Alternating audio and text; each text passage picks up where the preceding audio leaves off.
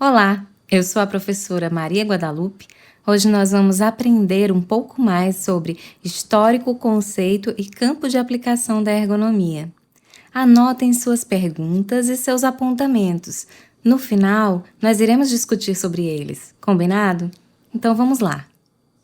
A necessidade de criação de instrumentos ergonômicos surgiu desde a época da pré-história. A ergonomia surgia não como uma ciência, mas com seus indícios da necessidade de criação desses instrumentos. O termo ergonomia, que vem de ergon, no grego, trabalho, e nomos, leis ou regras, foi citado pela primeira vez em 1857 por um dos pais da ergonomia, um biólogo polonês, que publicou um artigo que conceituava a ergonomia como ciência do uso das forças e capacidades humanas no trabalho. Bom, com o decorrer do tempo, outros conceitos surgiram com mais detalhes e mais referendados, como o da Associação Internacional de Ergonomia, que fala que a ergonomia é uma disciplina científica relacionada ao entendimento das interações entre os seres humanos e outros elementos ou sistemas, e a aplicação de teorias, princípios, dados e métodos a projetos, a fim de otimizar o bem-estar humano e o desempenho global dos sistemas. Já a ABERGO, que é a Associação Brasileira de Ergonomia, conceitua ergonomia como estudo da adaptação do trabalho às características fisiológicas e psicológicas do ser humano. E, por fim, a Organização Mundial da Saúde traz o seguinte conceito: a ergonomia é uma ciência que visa o máximo rendimento, reduzindo os riscos do erro humano ao mínimo, ao mesmo tempo que trata de diminuir, dentro do possível, os perigos para o trabalhador.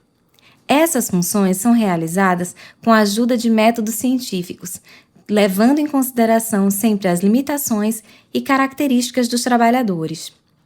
Um fato preponderante para o desenvolvimento da ergonomia mundial foi justamente a Revolução Industrial.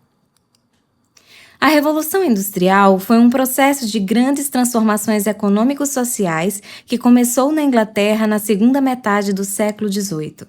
Chamamos de Revolução Industrial o processo que levou à substituição das ferramentas pelas máquinas, da energia humana pela energia motriz e do modo de produção doméstico ou artesanal pelo sistema fabril. Como muitos empresários ambicionavam lucrar mais, o operário era explorado, sendo forçado a trabalhar até 15 horas por dia, em troca de um salário baixo. A maior exposição desse período foi o filme de 1936, Tempos Modernos, de Charlie Chaplin. O filme é uma sátira à Revolução Industrial, retratando a substituição do trabalho artesanal pelo assalariado com o uso das máquinas. No filme, o personagem principal sofre com a pressão da alta produtividade. No entanto, isso é apresentado de forma satirizada para o público. Vejam que nesse filme a crítica que é feita à indústria é muito forte, mesmo para a época em que foi criado. A indústria é vista como um vilã, porque no início da Revolução Industrial ela realmente explorava bastante o trabalhador e não existia uma carga horária regulamentada, então as indústrias obrigavam os trabalhadores a trabalharem muitas horas. A imposição por um ritmo de trabalho mais rápido para o aumento da produtividade era muito forte. Os movimentos eram repetitivos e tudo dependia muito das pessoas. O maquinário era precário, então os produtos eram construídos pelas pessoas. Isso fazia com que essas pessoas tivessem que trabalhar acima das suas capacidades físicas e cognitivas. Uma questão importante que envolve a Revolução Industrial foi a divisão do trabalho, porque antes da Revolução, o artesão tinha domínio de todo o processo, e depois dela, isso mudou. Cada trabalhador conhecia somente uma parte do processo como um todo. Um outro fator que influenciou o surgimento e desenvolvimento da ergonomia foi o Taylorismo. Frederick Taylor foi um administrador que propôs a aplicação do conhecimento científico no mundo do trabalho. Em 1911, Taylor publicou sua obra mais importante, revelando os princípios da administração científica, que se tornaria a base da teoria geral da administração. A administração científica, preconizada por Taylor, fundamentava-se na aplicação de métodos científicos para administrar o trabalho, tirando o poder de controle do trabalhador sobre suas ações e escolhas e transferindo-o para o setor administrativo. Para Taylor, toda e qualquer tarefa, por menor que seja, é relevante e necessita ser estudada para que se projete o melhor método para a sua realização. Taylor fez as suas análises baseadas em tempo e movimento. Ele começou a cronometrar quanto tempo cada trabalhador gastava para a realização de uma tarefa, ao mesmo tempo que estudou todos os movimentos necessários para o cumprimento dela. Dessa forma, ele conseguiu reduzir o número de movimentos necessários para fazer a tarefa de forma eficaz, aumentando assim a produtividade e melhorando o tempo. Para esse período, Taylor criou uma grande polêmica. Afinal, Taylor estava a favor da indústria ou do trabalhador? O que poucas pessoas conseguiam enxergar naquele momento é que a economia de energia do trabalhador, a diminuição da sobrecarga e um movimento mais eficiente trazia como benefício também para o trabalhador a diminuição dessa sobrecarga, a melhoria da postura e, ao mesmo tempo, tiraria dele a responsabilidade por idealizar de como ele conseguiria fazer a tarefa. Isso já havia sido idealizado previamente pelo setor administrativo. O próximo fator de desenvolvimento da ergonomia é a Segunda Guerra Mundial. A Segunda Guerra Mundial foi o maior conflito da humanidade, acontecendo de 1939 a 1945, em diferentes locais da Oceania, Ásia, África e Europa. Nesse conflito, que foi travado entre aliados e eixos, teve como consequência a morte de aproximadamente 60 milhões de pessoas e uma destruição material significativa. A Segunda Guerra Mundial teve como causa direta o expansionismo da Alemanha nazista e foi marcada pelos horrores do Holocausto e pelos lançamentos das bombas atômicas. Foi a guerra mais abrangente da história, com mais de 100 milhões de militares mobilizados. Durante o estado de guerra, os países dedicaram toda a sua capacidade econômica, industrial e científica a serviços dos esforços de guerra. Os equipamentos, maquinarias, aviões militares começaram a se tornar cada vez mais complexos. O design dos cockpits de aviões incluíam controles sofisticados, mas com pouca ou nenhuma organização lógica, o que consequentemente resultava em aviões totalmente funcionais caindo, mesmo sendo pilotados por pessoas treinadas para a função.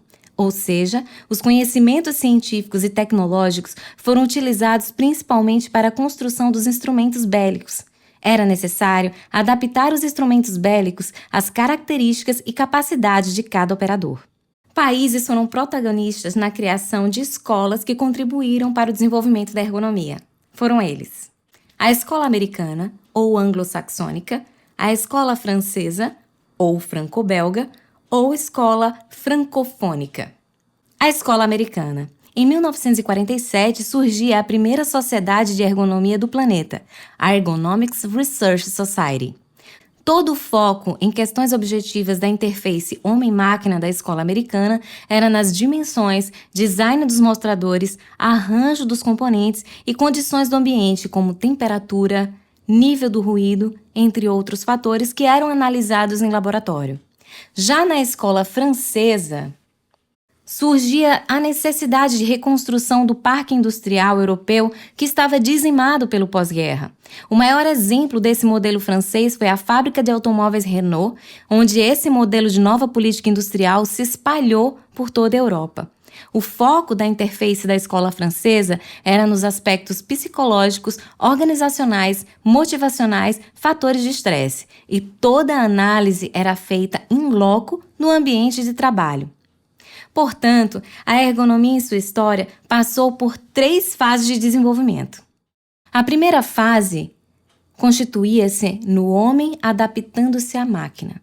Já na segunda fase, havia uma interface maior da máquina adaptar-se ao homem. E já na terceira fase, a ênfase maior foi num sistema completo que incluía o meio ambiente, além do homem-tarefa, que era a macroergonomia. Na macroergonomia, existe um sistema a ser analisado e que envolve a tarefa a ser realizada. Como podemos observar no exemplo da figura, um sistema de trabalho envolve artefatos, sociofatos e mentefatos. Os elementos do sistema organizacional são as pessoas, a tecnologia e a organização institucional. Todos os elementos se relacionam sob influência de artefatos, sociofatos e mentefatos. E se nós analisarmos as interfaces da escola americana com a escola francesa e a macroergonomia, podemos perceber da seguinte maneira. Podemos observar que na escola americana a ênfase maior está na adaptação física da máquina ao homem.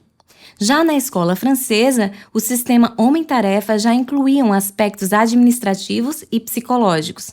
E na macroergonomia surge a interface homem-tarefa e ambiente. Todos esses fatores contribuíram para a ergonomia que nós temos hoje. E atualmente, qual é o campo de atuação da ergonomia? Na atualidade, a ergonomia está num campo de alta expansão, principalmente em ambientes externos, como fora do trabalho, ou nas casas das pessoas, como no carro, nas cadeiras, acessórios de informática, principalmente em épocas como essa, como de home office.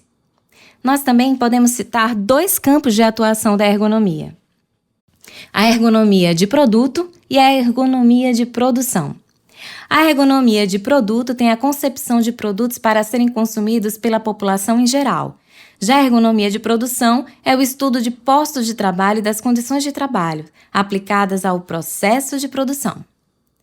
Várias ciências se relacionam e contribuem para a ergonomia.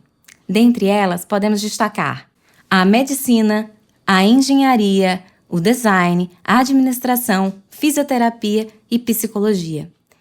Estas contam com todos esses profissionais, entre outros, para manter desenvolvidos os sistemas de trabalho da melhor maneira e eficácia possível, trazendo assim benefícios para todos, tanto para o empregador como também para o trabalhador.